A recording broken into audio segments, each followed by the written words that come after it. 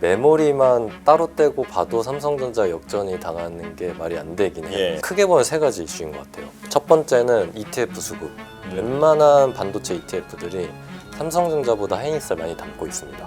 두 번째가 이제 ADR인 건데 7월 중순으로 예측되는 이 ADR이 다가오고 있기 때문에 단기적인 모멘텀은 좀 쏠릴 수 있다고 봅니다. 세 번째가 HBM의 캐파 비중이 가장 큰 건 하이닉스니까 예. 뭐 수혜 강도는 하이닉스가 가장 높다라고도 해석은 할 수 있죠.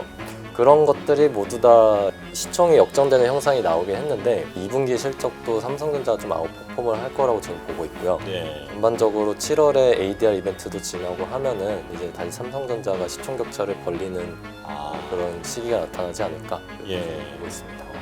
올해 하반기에 대형 수주들을 저도 기대를 하고 있어요. 실제로 삼성전자의 가장 큰 무기는 어쨌든 메모리를 가져가야 파운드를 맡겨라라는 거다 보니까 LTA 협상 과정에서도 그런 것들이 좀 조건으로 논의가 된 걸로 알고 있고요. 그렇게 보면은 뭐 AMD나 구글 같은 업체도 기대할 수 있다. 그래서 한 1년 정도 뒤부터 본격적으로 양산이 시작이 되다 보니까 턴어라운드 자체는 본격화된 게 저는 맞다고 보고 있고요. 그래서 내년부터는 흑자 사업부가 된다.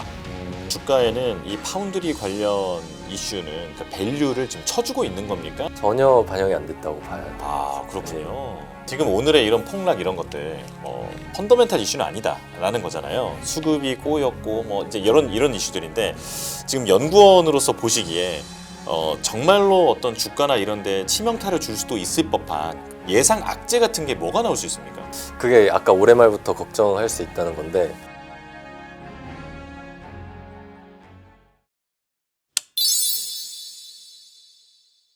일단 오늘 삼성전자, SK 하이닉스 12%대 폭락, 그리고 넥스트레이드에서도 여전히 두 자릿수대 낙폭을 보여주고 있는데 오늘 시장 어떻게 보셨을까요? 일단은 뚜렷한 이유가 없이 이렇게 급락을 해서 저희도 많이 놀랐었고 네. 뭐 굳이 이유를 꼽자면 최근에 금리 인상 우려가 좀 커지고 있다는 점 그리고 마이크론 실적 발표를 이틀 앞두고서 선제적으로 좀 포지션을 정리하려는 움직임 정도인 것 같습니다. 근데 이게 요즘에 워낙 뭐 2배 레버리지 ETF도 확산하고 이러면서 쏠림 현상도 가속화되고 있고 포지션이 좀 극단적으로 쏠리다 보니까 자연스럽게 나타나는 뭐 조정이 뭐 자연스럽지 않게 좀 많이 급락으로 좀 나타나는 것 같아요. 근데 앞으로 이런 강세장 속에서 이런 좀 급락 수준의 조정은 계속해서 나올 거라고 보고 있고요. 이게 이 강세장의 종료를 의미하지는 않는다고 보고 있습니다. 그 말씀이 다행이네요. 네. 이렇게 급락하는 일은 앞으로도 많이 나타날 수 있긴 하겠지만 결코 이 반도체 장이 끝났다라고 볼 수는 없다. 네. 그러면 이제 조금 더 긍정적으로 생각해 보면은 급등하는 날도 있을 수 있다라는 걸까요? 맞습니다. 뭐 사실 작년 9월에 슈퍼사이클 진입하고 나서부터 오늘 좀 과하긴 했는데 오늘처럼 급락하는 날은 생각보다 되게 많았어요. 그리고 뭐 그 중간에는 AI 버블 논란도 있었고 뭐 전쟁도 있었고 뭐 여러 가지가 있었는데 항상 나올 때마다 항상 나오는 얘기가 결국 메모리 사이클 끝난 거 아니냐. 맞아요. 근데 사실은 그렇지 않았고 뭐 냉정하게 수급을 보면 뭐 내년까지는 쇼티지가 해소가 되기 어려운 이 시점에서 벌써 강세장이 종료되기는 저는 어렵다고 보고 있습니다. 뭐 가장 배어한 뷰로 봤을 때 이제 올해 말 내년 초부터는 좀 우려할 만한 것들이 있지만 현 시점에서는 아직 업사이드를 많이 열어두고 봐야 될 때라고 좀 보고 있습니다. 올해 말 내년 초에 우려할 게 있나요? 그게 있어서 지금 혹시 움직이는 건 아닌지 싶어서 올해 말 내년 여쭤보고 초에 싶네요. 네. 우려해야 된다는 거는 사실 네. 2028년을 그때쯤부터는 시장이 네. 바라보기 시작할 거기 때문에 그렇습니다. 그래서 네. 뭐 그것에 거기서부터는 이제 뭐 공급도 증가하고 차세대 가속기에서의 어떤 탑재량 이슈도 있고 뭐 매크로 불안감도 커질 수 있고 여러 가지 이슈가 있는데 내년까지만 봤을 때는 뭐 저는 실적 추정치도 계속 올라갈 것 같고 메모리 업황에 대해서 우려할 거는 사실 어렵다고 보고 있습니다. 그래서 현 시점에서는 어쨌든 내년까지를 반영하는 현 시점에서는 크게 우려하지 않아도 된다 이렇게 보고 있습니다. 예. 그러면 저는 그 금리 관련된 우려 여기에 대해서 좀 질문을 드리고 싶은데 그동안 모든 국가들이 지금 AI의 패권 경쟁을 벌이고 있는 것이기 때문에 뭐 투자 비용이 어떻든 뭐든 정말 예전에 숟가락 녹여서라도 총알을 만들던 것처럼 이 AI 투자는 무조건 간다라는 믿음이 아주 강했던 것 같거든요. 뭐 빅테크도 마찬가지고요. 그런데 지금 이번에 금리를 3번 뭐 올릴 수 있다 이런 얘기가 나오고 나서 이제 그게 트리거처럼 보이다 보니까 이게 어쩌면 정말 금리가 오르면 빅테크 투자가 좀 위축될 가능성이 있는 거 아니야? 이런 생각이 들거든요. 어떻게 보십니까? 지금 금리 민감도가 되게 높아지고 있는 거는 맞는 말인 것 같고요. 왜냐하면 자금 조달이 이제 단순히 부채를 넘어서 뭐 빅테크마저 이제 유상증자 얘기를 할 정도고 다른 업체들도 뭐 구글을 시작으로 아마 하게 될 것 같고요. 이게 매크로에 좀 민감해지는 건 맞는데 현 시점에서는 일단 뭐 올해 말에 중간 선거도 있고 아직 공격적으로 뭐 인상 분위기를 펼치면서 제가 매크로 전문가는 아니지만 이 증시에 큰 타격을 주긴 좀 어렵지 않을까라고 저는 보고 있고 그런 측면에서 보면은 지금 당장 그걸 우려하면서 주가에 크게 뭐 반응하기에는 좀 이르다 그렇게 좀 보고 있습니다. 네. 그럼 이번 주에 지금 시장에서 가장 관심이 많은 마이크론 실적에 대해서 좀 여쭤볼게요.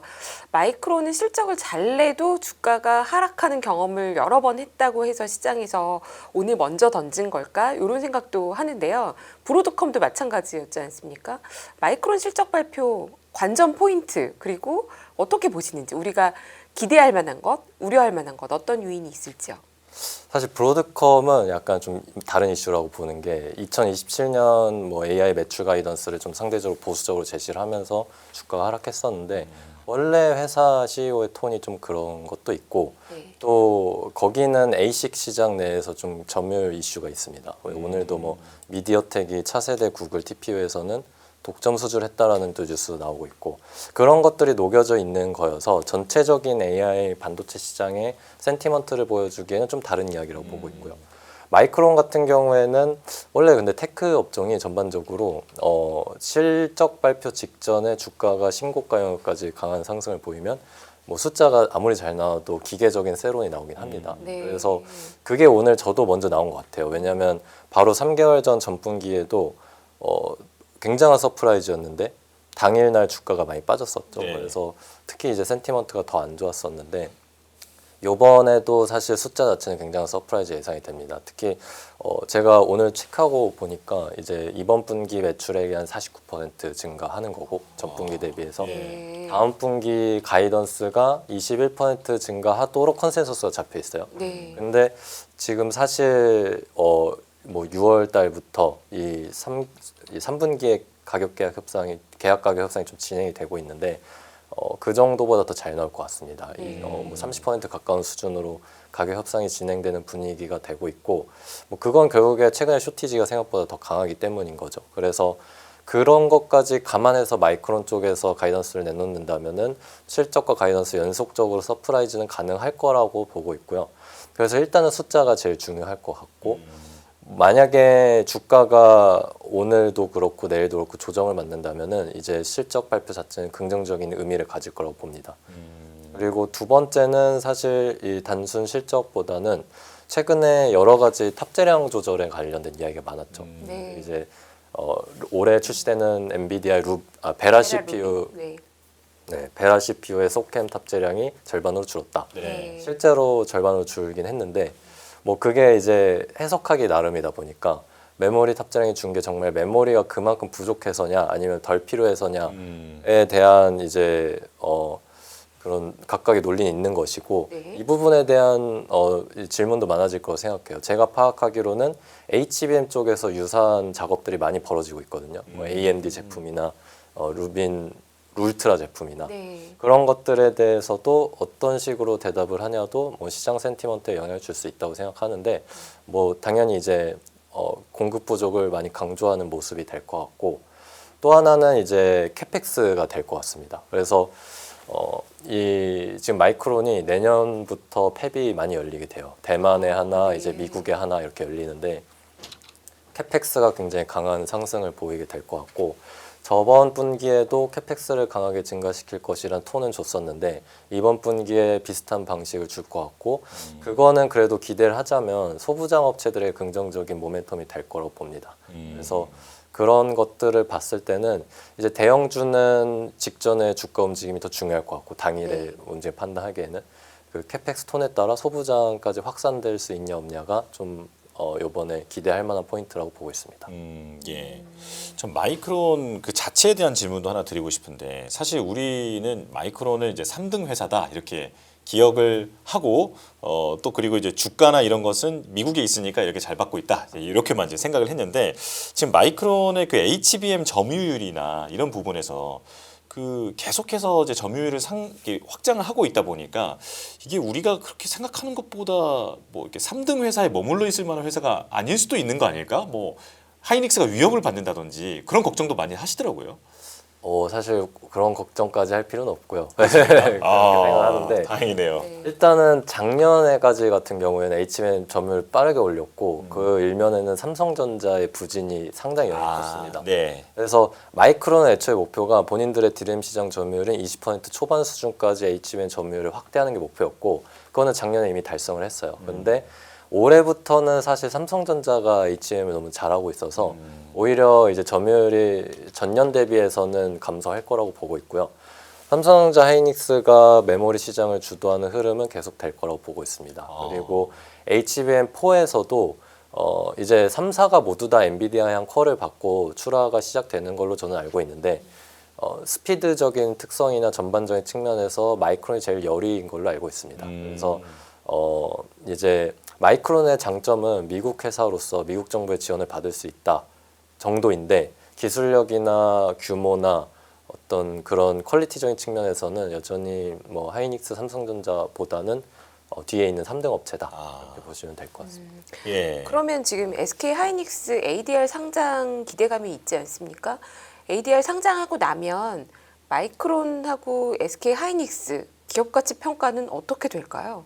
그러니까 사실 이제는 보통 PER 밸류에이션을 많이 적용을 하다 보니까 네. 뭐 컨센서스 기준으로 보면은 대체로 마이크론 한 10배, 하이닉스가 6배 정도 12개월 선행 PER 기준으로 형성을 하고 있어서 이론적으로 보면은 50% 정도 격차가 있는 게 해소가 될 수 있는 거라고 보고 있습니다. 그래서 실제로 사실 하이닉스가 이 한국 증시의 작은 그릇 때문에 저평가를 받고 있는 게 맞다고 생각을 해요. 네. 사실 지금 이렇게 주가가 많이 올라오는 과정에서도 뭐 기관에서는 기계적으로 매도해야 되는 비중 상승 때문에 있었고 외국인도 사실 계속 팔고 있는데 그거는 기계적 매도죠 말 그대로.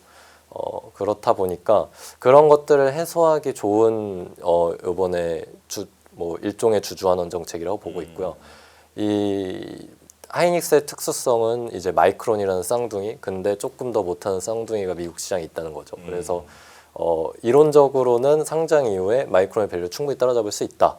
근데 과거에 이제 TSMC가 상장을 했을 당시에도 ADR 상장 이후에 밸류에이션이 많이 올라갔는데 문제는 그 대만의 본주와 미국 상장되어 있는 ADR 주 간의 밸류 격차가 있었다는 거였습니다. 네. 그래서 그 사실 작년까지만 해도 한 30% 정도의 격차가 있었어요. 그래서 많이 나왔던 얘기가 아니 그러면 한 미국 시장 가서 이제 마이크론 밸류 따라잡아도 30% 정도 본주가 덜 저평가를 받으면 하이닉스 본주 측면에서 의미가 없는 거 아니냐도 있었는데 네. 최근에는 TSMC도 그런 게 많이 해소가 됐어요. 한 9에서 10% 정도. 네. 왜냐하면 또 대만 내부 개인들 포함한 본주에 대한 매수가 많이 붙어서 그랬던 거고 그런 거를 감안하면은 이제 하이닉스가 본주가 그렇게 저평가 받을 것 같지도 않고 저는 전반적으로는 좀 밸류 리레이팅이 많이 될 수 있는 이번에 이벤트라고 보고 있습니다.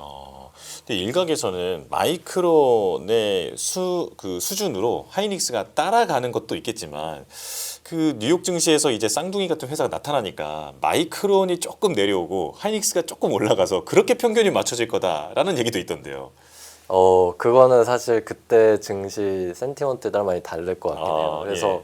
뭐 증시가 안 좋으면 이제 하향 평준화 되는 거고 좋으면 상향 평준화 되는 건데 그래서 결론은 메모리 센티가 계속 좋을 수 있냐인 것 같아요. 같이 상향 평준화 되기 위해서. 근데 저는 앞으로 한 2, 3개월은 강할 거라고 좀 보고 있습니다. 예. 그러면 지금 SK 하이닉스가 보여주고 있는 실적 우위, 그러니까 실적을 놓고 비교해 봤을 때는 마이크론보다 더 좋은 이 상태는 당분간 더 지속이 된다. 아니면 격차가 이게 따라잡을 수 있는 게 아닌데 시장에서 마이크론 미국 상장 주식이라고 너무 고평가 주고 있다. 어느 쪽으로 보시나요? 격차는 해소되긴 쉽지 않습니다. 이게 뭐 내년부터 마이크론도 팹이 많이 열리고 하지만 하이닉스도 용인 1, 2기 연속적으로 열리면서 캐파 우위는 계속해서 지속이 될 것 같고 오히려 마이크론이 걱정해야 될 거는 CXMT한테 역전을 당할까 말까라고 저는 생각을 해요. 물론 이거는 28년까지 얘기는 아니고 29년부터의 이야기이긴 한데 실제로 CXMT의 목표는 마이크론을 제치고 3등이 되는 겁니다. 그래서 하이닉스가 마이크론에게 이등지를 반납하기는 어렵다고 보고 있고요. 이제 그러면은 마이크론이 고평가냐라기보다는 이제 한국 증시의 특성상 하이닉스, 삼성전자가 저평가되어 있다. 그리고 그게 해소가 된다라는 관점에서 보는 게 좋을 것 같습니다. 예.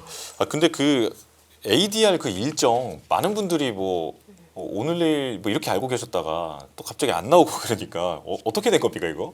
근데 이게 사실 회사에서는 네. 반복적으로 정해진 게 없다라고 얘기는 했는데 그래요? 네, 근데 이제 그래서 오늘 그 얘기도 있었죠. 마침 증시도 빠지는데 네. 승인도 안 나니까 더 판다. 뭐 이런 얘기도 있었는데 저는 사실 뭐 그냥 너무 과한 예측이었던 것 같고요. 실제로 이 SEC와의 진행 상황에서는 뭐 그렇게 딱 언제라고 예측해서 하기 어려운 걸로 저는 알고 있습니다. 네. 근데 6월 말 정도, 그러니까 6월 안에는 된다, 승인이 된다라는 식의 보도는 많은데 뭐 그렇게 파악하고 계실까요? 저도 그게 가능성이 높은데 사실 이게 확인을 해보면 원론적인 답변이긴 해요. 정해진 게 없다. 예, 그래서 가능성은 높은 건 맞는 것 같습니다. 그리고 뭐 7월 중순쯤 상장을 기대할 만한 것 같습니다. 네. 그러면 삼성전자를 좀 여쭤볼게요. 7월에 이제 삼성전자 2분기 실적 발표 예정인데 연구원님 삼성전자 2분기 영업이익 전망치는 얼마이신지도 궁금하고 시장이 생각보다 좀 잘 나올 수 있을지 그리고 앞으로의 전망은 어떻게 봐야 될까요? 저는 삼성전자가 아마 이제 7월 7일에 잠정 발표를 할 것 같은데 네. 제 추정치는 84조고요. 컨센서스가 87조예요. 네. 그러니까 컨센보다 낮은 건데 네. 저는 그 성과금 충당금을 좀 많이 잡아놨어요. 그래서 네. 분기 영업이익이 12%에 1분기에 안 잡았던 충당금도 한 5조 정도는 되거든요. 그래서 그런 것까지 이제 어느 정도 녹여냈다. 아마 뭐 제 추측이지만 그 컨센서스에는 충당금을 안 잡은 수치도 많을 거예요. 그래서 이론적으로 그걸 안 잡으면 한 100조까지도 나옵니다. 근데 뭐 그런 걸 잡아서 되는 거고 실제로 충당금 이슈를 제외하고 보면 2분기에도 제가 파악하기로는 삼성전자, 하이닉스, 마이크론 중에 가격 협상을 제일 공격적으로 잘하는 업체가 삼성전자입니다. 그래서 2분기 실적도 충당금 이슈 제외하고 보면은 가장 아웃퍼폼 할 만한 기업은 삼성전자다. 이렇게 보고 있습니다. 예. 그러면 충당금을 만약에 없다라고 했다면 100조 원의 시대, 분기 영업이익 100조 원의 시대가 이제 열린다라고 본다고 하면 시장에서의 또 시장이 나빠지면 걱정이 또 많아지지 않습니까? 충당금 때문에 영업이익 컨센서스보다 못 맞추는 것도 기분이 안 좋을 수 있고 그럼 앞으로의 전망을 했을 때에도 분기 실적 100조면 이제 피크아웃 하는 거 아니야? 라는 걱정도 할 수 있을 것 같은데요. 어떻게 보세요? 저는 일단 피크아웃은 내년까지는 안 온다입니다. 그래서 이제 가격이 꺾여야 되는데 피크아웃이 나오려면은 수급이 사실 올해보다도 내년이 더 심해지는 쇼티지가 그런 해거든요. 실제로 분석을 해보면 사실 내년까지는 이 웨이퍼 출하 관점에서 보면은 22년 이후로 멈췄던 캐펙스의 영향이 지속되는 해이고요.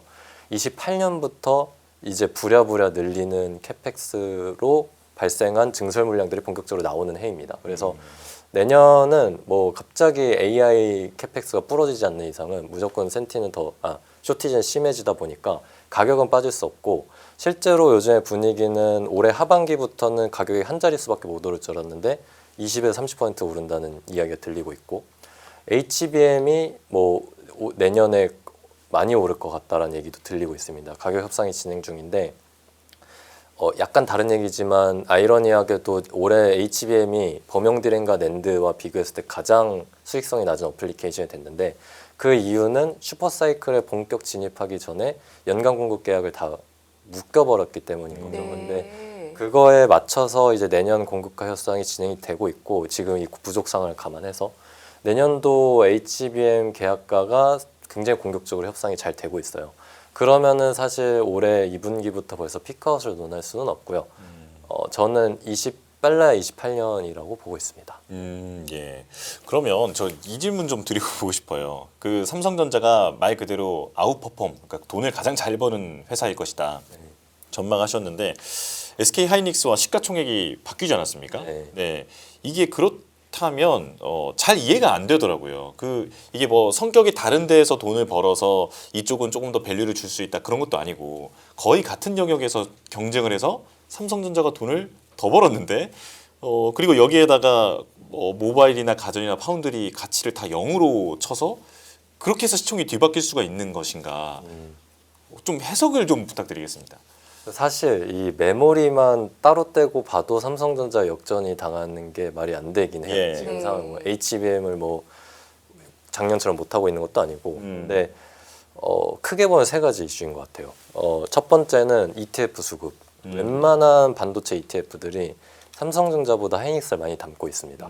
그러면은 그 ETF를 사면 사실 하이닉스를 더 많이 사는 거죠. 네. 뭐 예를 들어 요즘 유명한 미국에 상장되어 있는 D램 ETF도 하이닉스 비중이 더 높아요. 네. 그런 것들이 계속 강화시키는 거죠. 이 하이닉스의 주가 아웃퍼폼을.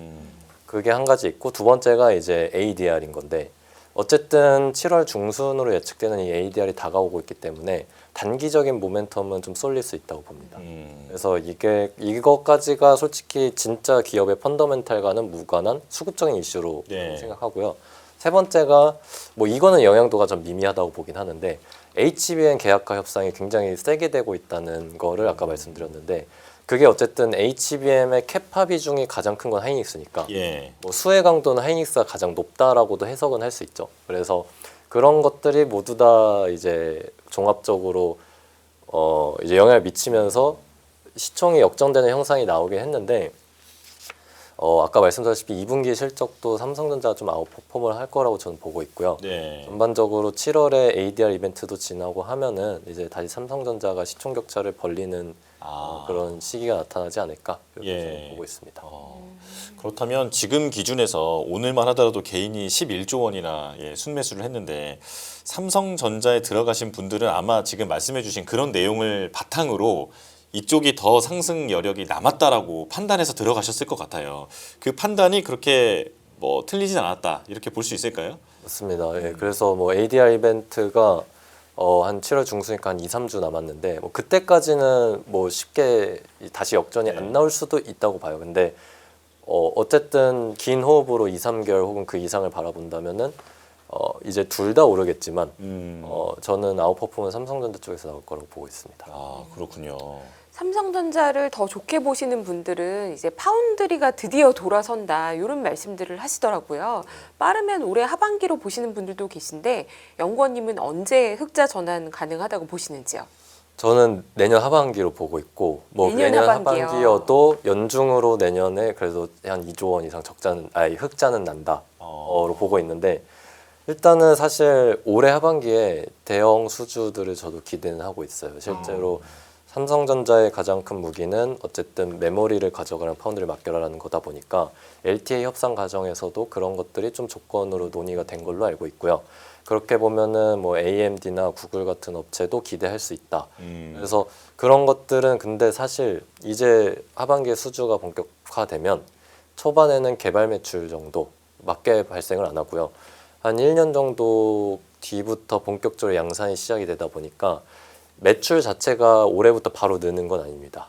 그리고 뭐 그나마 요즘에 강조하는 거는 그 내부 메모리용 HBM에 들어간 베이스 다이 생산인데 그것도 사실 매출을 계산해 보면은 그렇게 크진 않아요. 그래서 그런 상황인데 성과금은 더 줘야 되는 상황이 돼서 그래서 사실 적자 규모가 줄기는 어렵다고 보고 있습니다. 대신에 이제 턴어라운드 자체는 본격화된 게 저는 맞다고 보고 있고요. 그래서 내년부터는 흑자 사업부가 된다. 그럼 지금 삼성전자의 주가에는 이 파운드리 관련 이슈는 그러니까 밸류를 지금 쳐주고 있는 겁니까? 아니면 전혀 반영이 안 되고 있는 겁니까? 전혀 반영이 안 됐다고 봐야 돼요. 아 그렇군요. 그만큼 더 이제 업사이드가 기대가 되는 상황이기도 하다. 맞습니다. 그래서 아까 말씀드렸던 그 7월에 ADR과 뭐 이런 걸 지나고 2분기 실적도 조금 더 아웃퍼폼했던 거 그리고 이제 하반기에 기대되는 수주 소식들 까지 하면은 이제 뭐 여러 가지 전자의 아웃퍼폼 환경이 조성되지 않을까 이렇게 좀 보고 있습니다. 예. 올해보다 내년의 이익 성장이 확실히 좋을 것에 대해서는 의심의 여지가 없으신 표정이세요. 맞아요. 오늘 시장이 이렇게 폭락한 날 보통 나오시면 약간 이제 좀 마음이 작아지는데 연구원님 오늘 지금 말씀해 주시는 얘기를 듣고 있으면 아 삼성전자, SK하이닉스 앞서거니 뒤서거니 하면서 계속 가는 건가 이런 생각이 드는데요. 내년도 실적 전망과 뭐를 더 선호하시는지 어느 쪽을 더 선호하시는지 마지막으로 여쭤봐도 될까요? 아, 삼성전자 하이닉스 간의 네. 말씀이시죠? 일단은 저는 제가 알기로는 제 추정치가 업계에서 제일 높은 편으로 알고 있는데 하이닉스의 영업이익이 460조, 삼성전자가 580조 정도로 보고 있습니다. 네. 이거는 1,000조가 넘어가네요. 그렇죠. 그리고 성과금 충당도 다 반영한 겁니다. 아, 그래요? 네. 반영을 안 했다면 이제 전자는 600조가 넘어가게 됐겠죠. 근데 그런 거를 봤을 때는 이제 결국에는 이 범용 디램 낸드의 가격이 빠지지 않는다는 가정이 중요한 거고 HBM 계약가가 시장에서 좀 낮게 보고 있다라는 것도 중요한 겁니다. 그래서 그 두 가지로 숫자는 저는 컨센서스가 많이 올라올 거라고 보고 그게 앞으로 2, 3개월 동안 반영이 될 거라고 보고 사실 삼성전자, 하이닉스 모두 다 뭐 여전히 업사이드가 많이 있다고 보는데 단기에는 아까 말씀드렸다시피 사실 또 반복적인 내용이긴 하지만 하이닉스가 아웃퍼폼이 가능하나 올해 하반기를 갈수록 삼성전자가 조금 더 오를 것 같다. 이렇게 보시면 될 것 같습니다. 네. 저는 기술에 대해서도 하나 좀 추가적으로 여쭤보고 싶은데 삼성전자가 HBM4 지금 잘하고 있다 말씀하셨잖아요. 그런데 이제 시장 점유율은 하이닉스가 한 55% 정도 되는 걸로 알려져 있는데 삼성전자와 지금 SK 하이닉스의 HBM 쪽의 경쟁 구도는 지금 어떻게 되고 있습니까? 일단은 HBM4와 4E는 연속적으로 삼성전자가 좀 더 빠르긴 해요.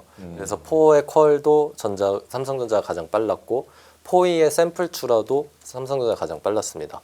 그리고 하이닉스가 뒤따라갔는데 하이닉스는 이제 HBM4에서 일시적인 설계 미스가 있었고 리비전 과정을 거치면서 최근에는 이슈가 다 해결됐습니다. 그래서 하이닉스도 이제 HBM4 출하가 본격적으로 시작이 됩니다. 곧 시작이 되고 4E도 최근에 샘플 출하가 됐죠. 그래서 이제 뭐 퀄 관련된 이슈는 이제 없다고 보셔도 될 것 같고 그 스피드나 여러 가지 특성 측면에서는 4에서는 삼성전자 근소 우위이지만 4E는 뭐 유사한 걸로 저는 알고 있습니다. 그래서 경쟁력 측면에선 그런데 이제 수율 측면에선 하이닉스가 더 우위이긴 해요. 그래서 전반적인 수익성이나 올해와 내년의 생산량 자체는 하이닉스가 더 많을 것 같은데 저는 2년 내에는 삼성전자가 1등을 가져가게 될 것 같아요. HBM도? 예, 아마 28년의 이야기일 것 같고 네. 좀 공격적인 램프업 계획을 잡고 있는 걸로 알고 있습니다. 그래서 예.